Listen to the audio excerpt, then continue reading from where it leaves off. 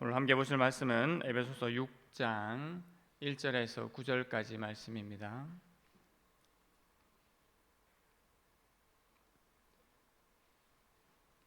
신약성경 에베소서 6장 1절에서 9절까지 말씀을 봉독하겠습니다. 6장 1절입니다. 자녀들아, 주 안에서 너희 부모에게 순종하라. 이것이 옳으니라. 내 아버지와 어머니를 공경하라. 이것은 약속이 있는 첫 계명이니 이로써 네가 잘되고 땅에서 장수하리라. 또 아비들아, 너희 자녀를 노엽게 하지 말고 오직 주의 교훈과 훈계로 양육하라. 종들아, 두려워하고 떨며 성실한 마음으로 육체의 상전에게 순종하기를 그리스도께 하듯 하라.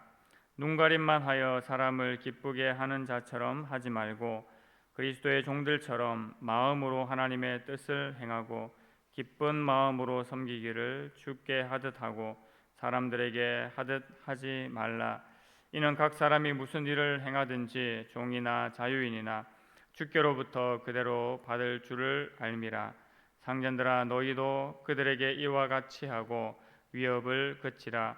이는 그들과 너희의 상전이 하늘에 계시고 그에게는 사람을 외모로 취하는 일이 없는 줄 너희가 알미라. 아멘. 저희는 계속해서 오늘 본문을 통해서 부모와 자녀와의 관계에 대해서 살펴보도록 하겠습니다. 사도 바울은 저희가 오늘 본문에 보시는 말씀 앞에 있는 5장 21절 말씀에서 이렇게 말씀했습니다. 그리스도를 경외함으로 피차 복종하라라는 이 말씀을 선포한 후에 우리 각 사람의 관계들을 쭉 설명을 하고 있습니다. 어제 본문에서는 바로 남편과 아내, 부부와의 관계를 말씀하고 있고, 오늘 말씀에서는 부모와 자녀 관계를 말하고 또 주종 관계, 주인과 종의 관계를 이야기를 하고 있습니다. 그리스도를 경외함으로 피차 복종하라라는 이 말씀은 바로 그리스도를 경외하는 자들, 또 그러한 공동체에서 그 안에 모든 관계들 속에서 서로 용납하고 또 순종할 수 있어야 한다라는 의미를 담고 있습니다. 먼저는 가정에서 그러하고 또 밖으로 나와서 사회의 관계 속에서 그러해야 함을 말씀을 하고 있지요. 오늘 본문에서 주종 관계, 종과 주인의 관계라고 그렇게 이야기를 합니다만, 오늘날로 바꾸어 얘기하면 주종 관계는 마치 고용한 사람 또는 고용된 사람으로 표현할 수도 있을 것입니다. 이들은 모두 그리스도의 몸이자 성령의 공동체인 교회 안에 있는 성도들을 대상으로 사도 바울이 이야기를 하고 있습니다. 이들이 서로 복종함으로 하나됨을 이루어 가라라고 이야기를 하고 있지요. 이미 앞서서 하나됨을 이룰 것을 사도 바울은 이야기를 했습니다. 우리가 그렇게 되어야 하는 이유가 무엇이라고 했습니까? 그것은 바로 하나님께서 부르신 자들, 하나님께서 부르신 자녀들의 마땅한 태도, 합당한 태도이기 때문이다라고 했습니다. 그래서 그것에 근거하여서 오늘 말씀을 계속 이어나가고 있습니다. 1절에 부모님께 대한 자녀의 자세를 제일 먼저 어떻게 이야기를 하고 있습니까? 자녀들아, 주 안에서 너희 부모에게 순종하라. 이것이 옳으니라고 말씀하고 있습니다. 남편과 아내 사이의 관계를 성경적인 근거를 들어서 이야기를 했던 것처럼 이 부모와 자녀와의 관계 또한 주 안에서 순종할 것을 이야기를 하고 있죠.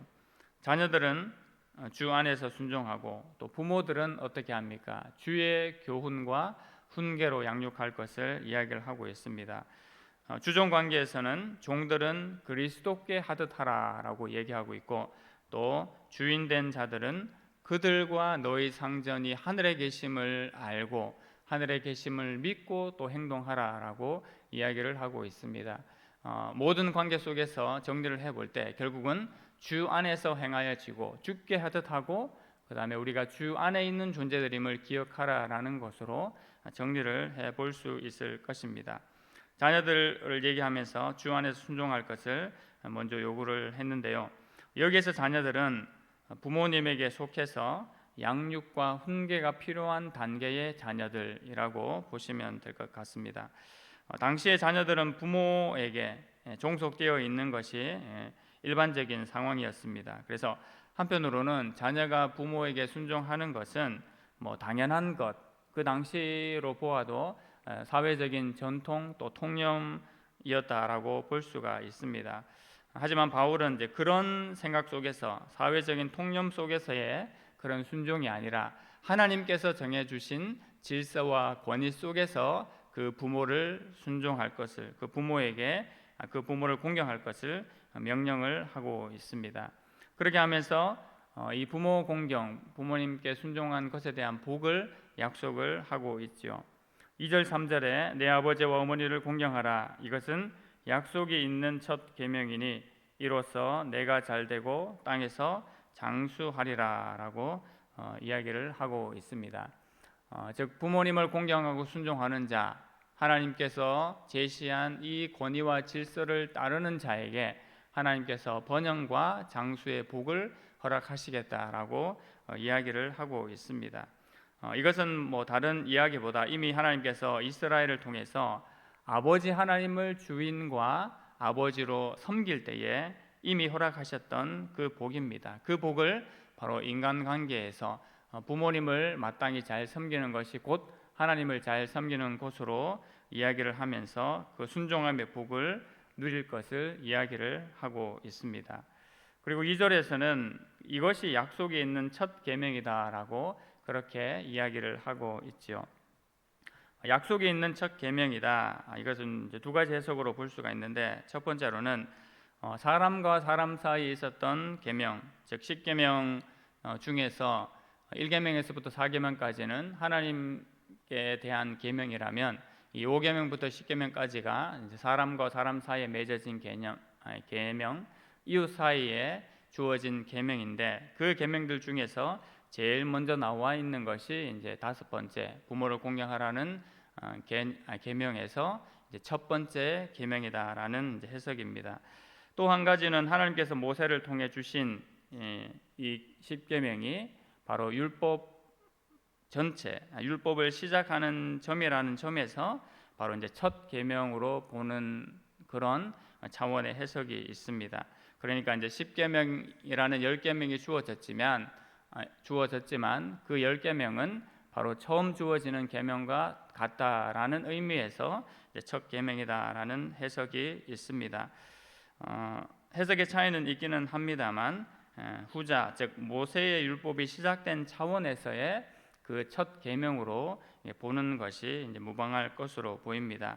순서적인 위치로 보았을 때는 사람 사이의 약속, 즉 이웃 사이의 약속으로서의 첫 계명이 맞는 것처럼 보이기는 합니다만 모세의 율법, 모세에게 주어진 그 율법의 시작이라는 점에서 첫 계명으로 해석을 하기도 하는 것입니다.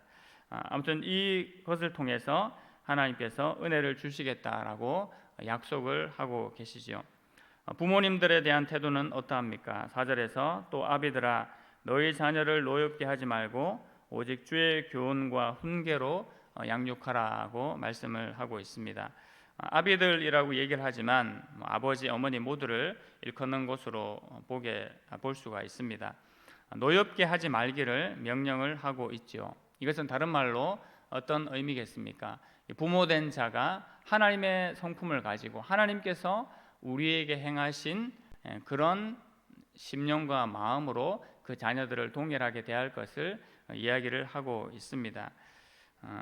저도 자식을 둔 부모이지만 말은 쉽지만 쉽게 이제 그렇게 되지 않죠. 여러 가지 상황 속에서 내가 언제든지 하나님의 마음을 가지고 자녀들을 대한다라는 것은 결코 쉬운 것이 아닙니다. 하지만 사도 바울은 이러한 심령과 마음을 가질 것을 부모들에게 이야기를 하고 있습니다. 특히 당시의 이제 생각에서는 자녀를 소유물 또는 마음대로 해도 된다라는 그런 생각이 있었기 때문에 그것을 벗어나서 자녀는 하나님께서 맡겨주신 자이기 때문에 거룩한 책임 하에서 사랑으로 자녀를 양육할 것을 사도 바울은 명령을 하고 있습니다. 어떤 면에서는 아주 거칠게 다루었던 그런 자녀에 대한 부분들을 제재하고 그것들을 누그러뜨리고 부모로서의 마땅한 역할을 감당할 것을 이야기를 하고 있습니다. 그러면서 주의 교훈과 훈계로 그 자녀들을 양육할 것을 이야기를 하고 있지요. 주의 교훈과 훈계는 결국 무엇이겠습니까? 말씀으로 그들을 가르치고 양육하라라는 의미일 것입니다. 저희가 잘 아는 말씀, 내 자녀에게 부지런히 가르치며 집에 앉았을 때에든지 길을 갈 때에든지 누워 있을 때에든지 일어날 때에든지 이 말씀을 강론하라라고 신명기 6장에서는 그렇게 이야기를 하고 있습니다. 부모만이 그 말씀을 의지하고 따라 사는 것이 아니라 자녀들에게도 주의 교훈과 훈계로 양육할 것을 이야기를 하고 있는 것이죠. 이렇게 1절부터 4절까지 부모와 자녀와의 관계를 이야기를 하고 있습니다. 5절, 6절은 계속되는 말씀 속에서 주종 관계를 이야기를 하는 부분입니다. 종들아 두려워하고 떨며 성실한 마음으로 육체의 상전에게 순종하기를 그리스도께 하듯 하라. 눈가림만 하여 사람을 기쁘게 하는 자처럼 하지 말고 그리스도의 종들처럼 마음으로 하나님의 뜻을 행하고 라고 말씀을 하지요. 이것은 어떻게 보면 바울이 노예 제도를 옹호하는 것처럼 그렇게 보일 수도 있는 문장입니다. 하지만 절대로 그렇게 하는 부분은 아니지요. 바울은 당시의 사회적인 제도나 또 신분으로서의 노예보다도 근본적으로 우리 모두가 그리스도의 종된 자들이라는 그런 개념 속에서, 그러한 생각 속에서 새로운 삶의 태도를 제시를 하고 있습니다. 그래서 종된 자들에게만 이야기를 하는 것이 아니라 주인된 자들에게도 어떠한 마음을 가질지를 역시 이야기를 하고 있는 것이지요. 종들 같은 경우에 예수님을 주인으로 섬기면서 육체의 상전에게도 바로 그와 같이 자발적인 헌신과 충성의 마음으로 행하라고 말하고 있습니다. 그래서 이것은 바로 그 가정을 넘어선 사회적인 관계 속에서도 마땅히 바른 모습으로 행할 것을 사도 바울이 명령하고 있는 것이죠. 상전들 또한 어떠합니까? 우리 입장에서는 고용한 사람들 같은 경우에 9절 말씀에 이야기를 합니다. 상전들아 너희도 그들에게 이와 같이 하고 위협을 그치라. 이는 그들과 너희의 상전이 하늘에 계시고 그에게는 사람을 외모로 취하는 일이 없는 줄 너희가 알미라고 이야기를 하고 있습니다. 너희들도 함부로 종들이나 아랫 사람을 대하지 말 것을 명령을 하고 있죠. 자신의 신분상으로는 사회적으로는 주인입니다만 그리스도 안에서 이제 새로운 정체성과 새로운 신분을 가진 자들이기 때문에 그것을 기억하면서 우리 모두의 주인 되신 하나님을 기억하고 그 하나님을 마땅히 섬기는 자세가 바로 영적으로는 주인된 자들도 하나님의 종된 자들임을 잊지 말아야 할 것이다 라고 이야기를 하고 있습니다. 그래서 함께 하나님 앞에 종된 자들로서 그들이 종과 종 사이에 종들이 서로 어떻게 대해야 될 것인지를 제시하고 있는 것입니다. 오늘 말씀은 이렇게 가정 내에서 부모와 자녀와의 관계를 이야기를 해주고 있고요. 또 사회적으로 주인과 종의 관계, 주종 관계를 말씀을 하고 있습니다. 하나님께서 바로 이러한 권위와 질서를 세워 주신 것이지요. 그래서 어떤 면을 보더라도 이 관계 속에서, 가정에서의 관계 속에서 또 사회적인 관계 속에서의 이런 권위와 질서들은 절대로 우열을 가리기 위한 그런 관계가 아님을 제가 기본적으로 생각을 해야 된다라고 했습니다. 부부의 모습 속에서, 자녀의 모습 속에서, 또 심지어는 고용주와 고용인 간의 관계 속에서 이것은 우열의 문제가 아닌 하나님께서 세워주신 질서의 문제임을 기억하고 그것을 합당한 것으로 받아들이고 따를 것을 이야기를 하고 있습니다. 이것은 앞서도 얘기했던 것처럼 하나됨을 위해서, 그리스도 안에서, 주 안에서 하나된 자들의 하나됨을 위해서 마땅히 이렇게 순종하고 섬길 것을 이야기를 하고 있는 것이죠. 그것 때문에 이러한 권위와 또 이러한 책임을 주신 것입니다. 그래서 이것으로 말미암아 그리스도의 한 몸 된 공동체에서 바로 성령으로 말미암아 공동체와 사람을 온전하게 열어가고 세상의 관습을 뛰어넘는 그런 은혜를 누리라고 사도 바울은 이야기를 하고 있습니다. 이것이 바로 하나님의 나라를 우리의 삶 속에서 보여주는 것이 되는 것입니다. 그래서 오늘 이 말씀들은 단순한 윤리적인 항목들, 그렇게 해야 된다라는 그 바람의 말씀으로 끝나는 것이 아니라 실제로 이런 관계들 속에서 그러한 하나님의 은혜가 풍성하게 나타날 수 있도록, 또 나타날 수밖에 없다라는 것을 이야기를 하는 그러한 말씀으로 우리가 받아들여야 될 줄로 믿습니다.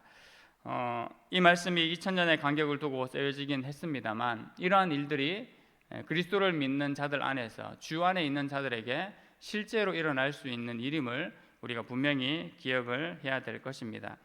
이것은 옛날의 일이기 때문에 그렇게 이루어졌을 것이다 라는 것이 아니라, 오늘 살아가는 우리에게도, 특별히 이 주정 관계에 있어서도 사람을 존중히 여기고 하나님의 형상을 닮은 그 사람을 존중히 여기는 마음으로 그들을 섬기고 사랑하는 마음이 있어야 될 것입니다. 한국 초대 교회에서도 실제로 이러한 일이 있었음을 우리가 찾아볼 수가 있는데요. 특별히 이 주종 관계에서, 주인과 종된 관계에서 이와 같은 역사가 있었던 것을 한 가지 찾아볼 수가 있습니다. 마부에서 총회장까지라는 그런 타이틀을 가지고 있는 이자익 목사의 이야기가 있습니다. 이자익이라는 이 사람은 6살에 이제 고아가 되어서 경남 남해에 이 친인척 집을 전전하는 그런 삶을 살다가 17세가 되어서 이 섬을 벗어나서 내가 육지에 가서 살아야 되겠다, 육지에 가서 사는 길만이 내 인생을 바꿀 수 있는 길이다라는 생각으로 전라도 김제의 한 부잣집을 찾아가게 됩니다. 이 김제의 한 부잣집은 조덕삼이라는 사람이 이제 살고 있었는데, 이 사람이 매우 거부였습니다. 농사도 짓고 가수원도 하고 또 지방을 돌면서 장사를 하기도 하는 이제 그러한 사람인데요. 이제 이 집에 이자익이라는 사람이 들어와서 이제 살게 되었는데, 살면서 마부로서, 말을 끄는 마부로서 역할을 이제 하게 되었습니다. 그런데 이 집에 당시 미국의 남장로교회 테이트 선교사라는 분이 이 마을에 복음을 전하게 됐고, 이때 바로 이 두 사람 모두가 예수님을 영접하고 예수를 믿게 되었습니다. 조덕삼이라는 주인, 그리고 마부로 들어온 이자익이라는 사람이 같은 날 세례를 받고 또 성장해서 같은 날 집사 임명을 받고 또 영수라는 그 직책까지 같이 임명을 이제 받게 되었습니다. 두 사람 모두 이제 금산교회의 교인이 되어서 신실하고 또 은혜롭게 잘 성장하는 그런 사람이 되었지요. 그래서 이 장로 선출을 하는 장로 투표 후보에 올라갈 사람까지 이제 그렇게 되었습니다. 그런데 아이러니하게도 이 이제 종된 자, 마부된 사람이었던 이자익, 이 사람이 이제 먼저 이 장로가 된 것입니다. 장로 투표 때에.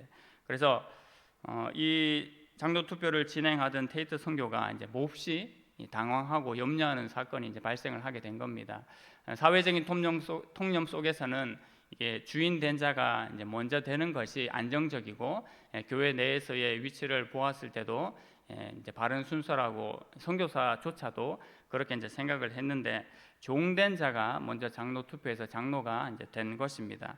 근데 이런 일들이 이제 여러 차례 있었고, 특히 이제 서울에서는 이런 일로 통해서, 예를 들어 백정이 장로가 먼저 된다라든가 이런 일을 통해서 양반들이 교회를 분리시켜 나가는 그런 일들이 실제적으로 일어나고 있을 때였습니다. 그래서 이 테이트 선교사가 몹시 염려를 하고 있었는데, 그 상황에서 이 조덕삼이라는 주인이 이 모든 것은 하나님의 뜻입니다, 우리 모두 함께 축하해 주어야 합니다라고 그렇게 먼저 선언을 한 것입니다. 그리고 오히려 이 조덕삼이라는 주인은 이자익 장로의 설교를 들으면서 신앙생활을 하게 되었고, 또 그 상황들을 전혀 이의를 제기하지 않고 묵묵히 신앙생활을 하게 된 것이죠. 그리고 급기야는 실제상으로는 종되었던 그 이자익 장로를 평양 신학교에 보내서 결국 목사 안수를 받게 하는데 큰 도움을 이제 주게 되었습니다. 그리고 그 교회에 실제로 담임 목사로 이렇게 오게 되는 그런 현상까지 이제 벌어지게 되죠. 사회적인 통념을 생각했을 때는 어떻게 그럴 수 있는가? 저희는 이 시대의 상황으로 봐서 그렇게 넘어갈 일이지만 당시의 상황으로 봤을 때는 더 심각하게 받아들여질 이제 그런 문제였습니다. 사도 바울이 2000년 전에 이러한 문제들을 언급을 했던 것처럼 수세기가 지난 다음에 또 실제로 한국 사회에서 이러한 일들이 일어나게 된 것입니다. 결론적으로는 어떻게 이러한 역사들이 일어나게 된 것입니까? 주 안에서 한 몸 된 자들, 그리스도 안에서 한 몸 된 자들이다라는 것을 분명히 믿고 고백하고 선언한 믿음이 있었기 때문에 주인이었지만 종된 자들에게 그런 마음을 가질 뿐만 아니라 또한 하나님 안에서 한 가족으로서 오히려 그 사람을 더 높여줄 수 있는 위치까지 가질 수 있는 마음을 실제로 가진 역사를 볼 수가 있습니다. 어제 오늘 우리에게 주어진 말씀, 가정과의 관계 속에서, 사회적인 관계 속에서 그냥 우리의 일반적인 윤리로 제시된 것이 아니라 실제로 하나님 나라 가운데서 이러한 역사가 일어나고 하나님께서 제시하신 그 질서와 권위 가운데서 우리가 얼마든지 풍성한 은혜를 누릴 수 있는 자들임을 다시 한번 기억하기를 원합니다. 그래서 윤리를 넘어서 온전한 하나님의 나라가 우리의 삶 가운데 또 우리의 가정과 교회 가운데 온전히 이루어지는 그 은혜를 충만히 받는 모든 주의 자녀들 되기를 간절히 소망합니다. 하나님 아버지, 은혜를 감사합니다. 하나님께서 우리에게 허락하신 그 모든 윤리적인 잣대와 기준들은 우리의 힘과 마음으로 감당할 수 있는 것이 아니라 그리스도 안에서 한 몸 된 자들 가운데 마땅히 일어나고 또 그렇게 되어줄 수 있는 능력이 있음을 다시 한번 우리가 기억하게 됩니다. 하나님의 나라는 사회적인 통념을 넘어서고 우리 인간의 모든 고정관념을 넘어서서 하나님 그 가운데서 놀라운 은혜와 역사가 일어남을 다시 한번 기억하게 됩니다. 하나님, 사도 바울을 통하여서 이 교회를 향한 하나님의 놀라운 경륜과 은혜를 깨달아 알게 하시고 이것들이 하나님 생각 속에만 머물러 있지 아니하고 우리의 온 삶 가운데 충만하게 역사하신다라는 것을 다시 한번 기억하면서 이러한 은혜와 역사들이 우리의 작은 삶 가운데 또 모든 삶의 반경 가운데 충만하게 나타나는 우리의 삶, 주의 교회 되게 하여 주시옵소서. 예수님의 이름으로 기도드립니다. 아멘.